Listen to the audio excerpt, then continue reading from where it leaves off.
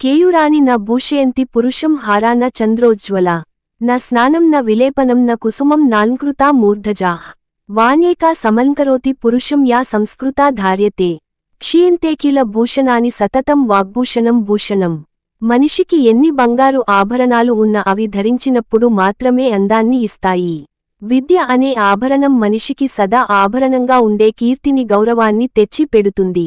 ధనవంతుడు తన ఊరికే గొప్పవాడు, విద్యావంతుడు దేశానికే గొప్పవాడు. ధనంతో ఫలం కొనగలం, కానీ ఫలితాన్ని కొనలేం. లక్ష్మీదేవి సరస్వతికి అత్తగారు అవుతుంది కదా. అత్తగారి అధికారం ఎంతటిడైన కోడలి అధికారం తక్కువదేమీ కాదు. ధనం ఏ కారణంగానైనా తగ్గిపోవచ్చు. విజ్ఞానం నానాటికీ పెరగడమే కాని తరిగిపోవడం ఉండదు. ధనాన్ని దాయాదులు భాగం పొందవచ్చు. విద్యను ఎవరు భాగం పంచుకోలేరు, ఎవరు దొంగిలించలేరు. ఏనుగు ఎంత పెద్దది అయినా తొండం చిన్నదైనా దేని విలువ దానిదే మరి అవును కదా. ధనకాముజగత్తులో ధనవంతుడి భగవంతుడు, కాని వివేక ప్రపంచంలో విద్యావంతుడు సృష్టికర్త. విజ్ఞాన జగత్తులో ప్రజ్ఞావంతుడు పరమాత్మ. మదంతో మేధస్సు రాదు, ధనంతో విజ్ఞానం రాదు.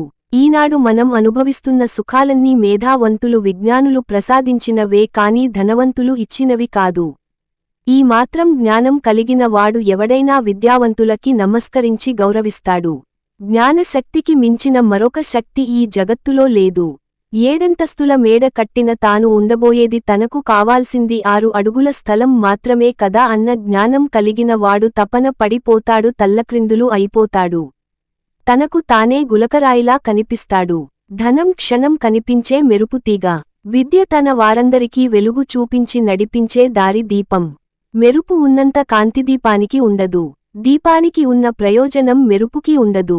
డబ్బుతో మందులు కొనవచ్చు, వైద్యాన్ని కొనలేవు. ఒకానొక సమయంలో వైద్యానికి కూడా కొనవచ్చు, వైద్య విజ్ఞానని మాత్రం కొనలేవు. విజ్ఞానమే సరస్వతీమాత. ఎవరైనా భార్యను కొనగలరు, తల్లిని మాత్రం కొనలేరు కదా. అజ్ఞానవంతులు ఉన్నచోట సరస్వతి ఉండదు.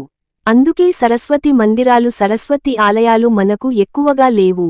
విద్యావంతుల హృదయమే సరస్వతి మందిరం, ఆమెకు అదే తగిన స్థలం. ఈ వీడియో మీకు నచ్చినట్లయితే లైక్ చేసి, షేర్ చేసి, కామెంట్ చేయగలరు. జై శ్రీరామ్.